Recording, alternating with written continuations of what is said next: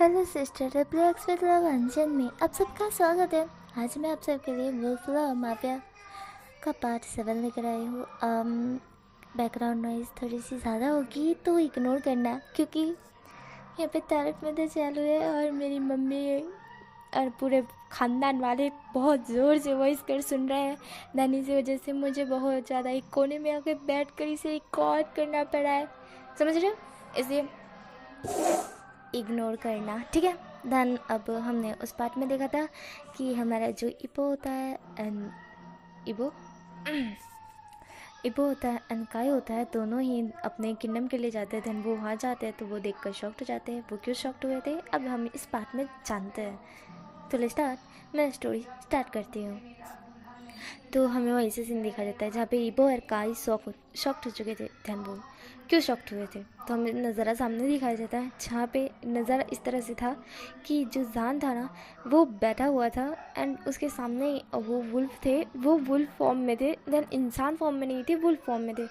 And यहाँ पे हमारा जान था ना वो बैठा हुआ था एंड वो बस देख रहा था उन वुल्फों को। एंड वो वुल्फ कुछ भी नहीं कर रहे थे, जान के सामने एकदम झुक चुके थे। ये देख इबो कुछ समझ नहीं पाता है कि ये हो क्या रहा है। ये जान के सामने मेरे किंगडम के वुल्फ क्यों झुक रहे हैं। तब वो कुछ भी समझ नहीं पाता है। यहाँ पे जान बैठा हुआ था। जान पीछे से कहता है आगे आओ दोनों, ऐसा जान बोलता है। जिस सुनने के बाद इबो और काई एक दूसरे की तरफ देखते हैं। काई को समझ आ चुका था जान ने हमें देख लिया करके।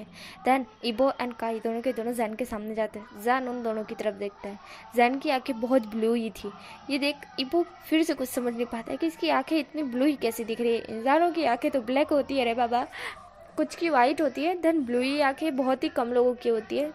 बट इसको जब हमारे जान को जब इबो ने देखा था तब दो जान की आंखें ब्लैक थी, सॉरी ब्लैक थी, बट अभी ब्लू है। वो कैसे? ईबो बस जैन की आंखों में देख रहा था। देन जैन जो कि ईबो की तरफ देखता है, यहाँ पे ईबो भी जैन की तरफ देख रहा था। फिर जैन की नज़र काई पे पड़ती है एंड जैसे ही काई जैन की आंखों में देखता है वैसे ही काई हिप्नोटाइज हो जाता है, जैसे कह सकता है कि जैन के वश में आ जाता है। देन जैन काई को कहता है काई यहाँ खड़े हो जाओ, जिस पर काई तुरंत बोलता है जी मेरे महाराज। ये सुनते ही ईबो शॉक्ड हो जाता है। ईबो काई की तरफ देखता है, फिर जैन की तरफ देखता है। यहाँ पे काई साइड वुल्फों के साथ जाकर खड़ा हो जाता है।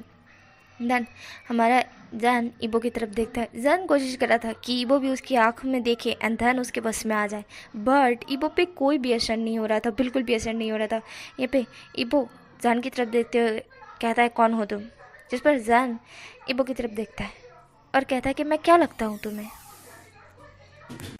जिस पर हमारा ईबो बोलता है क्या तुम मेरे दुश्मन हो, जिस पर जैन बोलता है अरे नहीं नहीं बिल्कुल भी नहीं, मैं तुम्हारा दुश्मन कैसे हो सकता हूँ। अगर मैं तुम्हारा दुश्मन होता तो अभी तक तुम्हारे ये किंगडम वाले जिंदा नहीं रहते।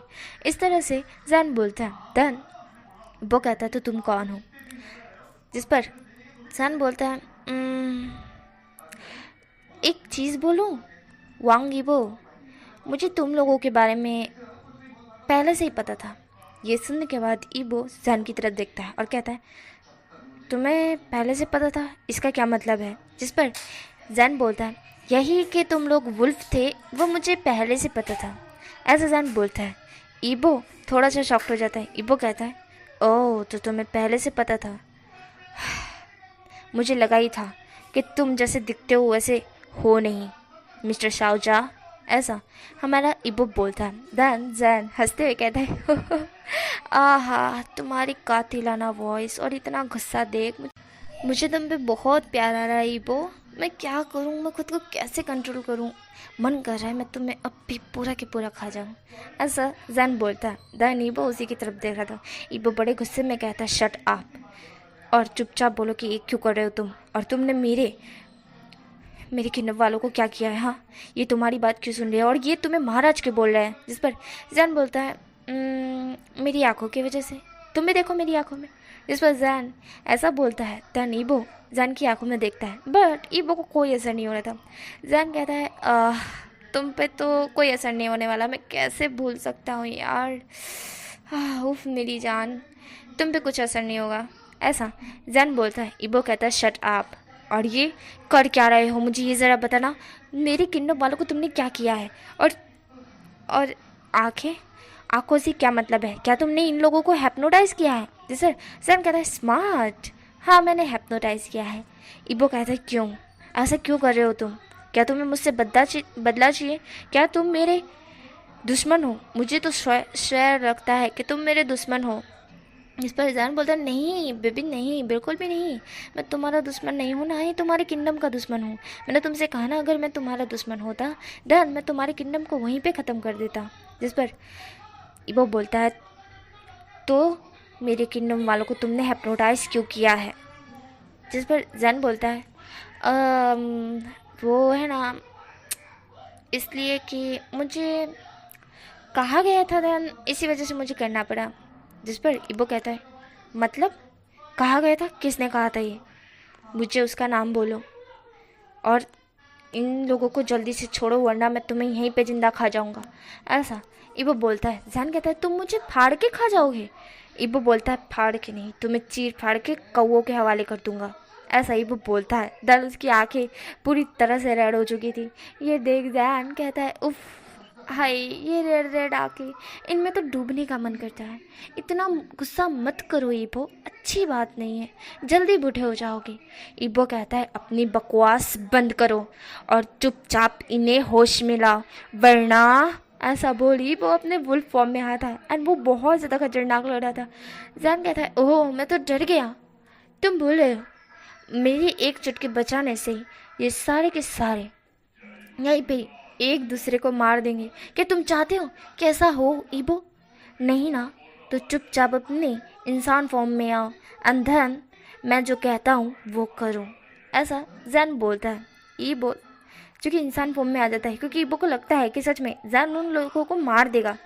इबो कहता है बस एक बार तुम इन लोगों को छोड़ दो फिर तुम्हें मैं अकेले में बताता हूँ कि मैं चीज़ क्या हूँ। जहाँ पे जैन कहता है ओह अकेले में तुम नहीं, मैं तुम्हें बताऊँगा बेबी। ऐसा जैन बोलता है। जैन सुनने के बाद इबो कहता है शट अप। जी सर। जैन कहता है हाँ बस आते ही होंगे। तभी वहाँ पे बहुत सारी कार्स आती है। देन उसमें से एक आदमी निकलता है जो कि और कोई नहीं हमारे जैन के डैडी थे, जो कि वहाँ निकलते हैं एंड देन वो आते हैं। उनके साथ साथ वंस के सैनिक देन वन के लोग भी आए थे जो कि हमारे जान के डैड के साथ थे। जन ये देख जान थोड़ा सा कंफ्यूज होता है कि डैड वंस के लोगों को साथ में लेकर क्यों आए हैं।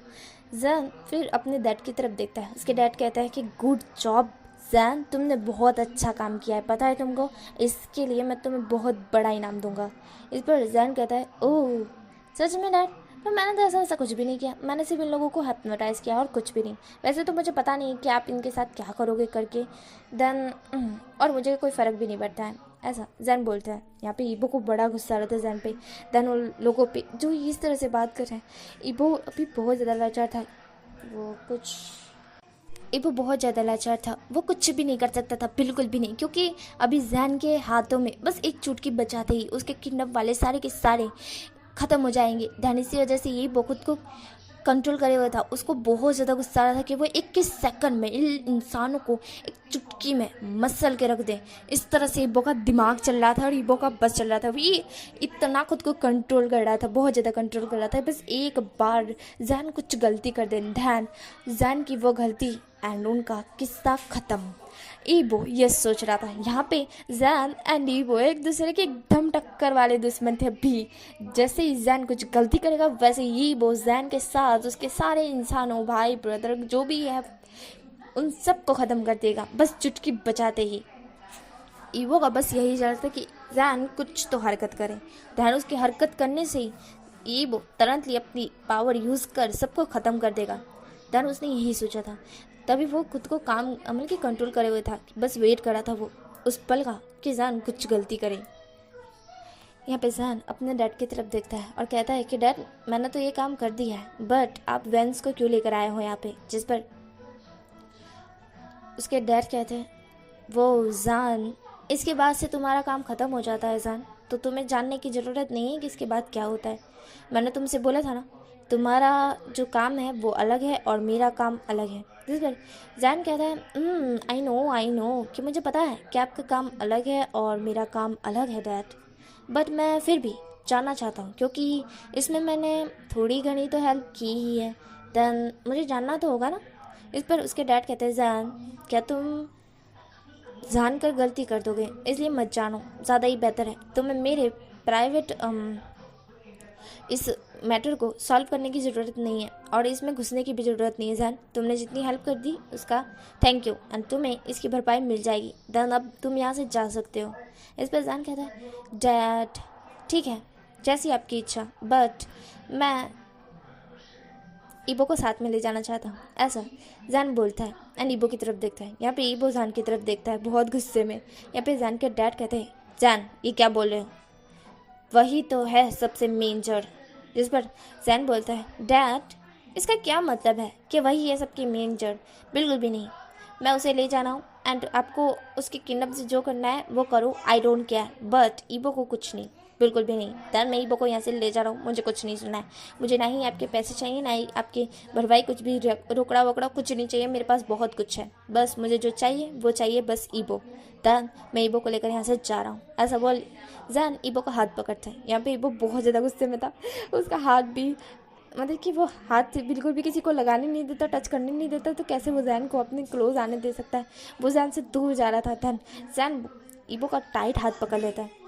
यहाँ पे जैन के डैड कहते हैं जैन ये हरकत मत करो, उसे हमारे हवाले कर दो। जिस पर जैन कहते हैं डैड ये आप क्या बोल रहे हो। जिस पर जैन के डैड बोलते हैं जैन वही है मेन जड़, उसे ही ख़त्म करना है हमें। ये सुनते ही जैन जो कि जाने ही वाला था वो रुक जाता है एंड देन वो अपने डैड की तरफ देखता है और कहता है क्या। जिस पर ईबो जैन की डैड की तरफ देखता है और जैन की तरफ देखता है, यही सही मौका है कि ईबो अटैक कर दे करके।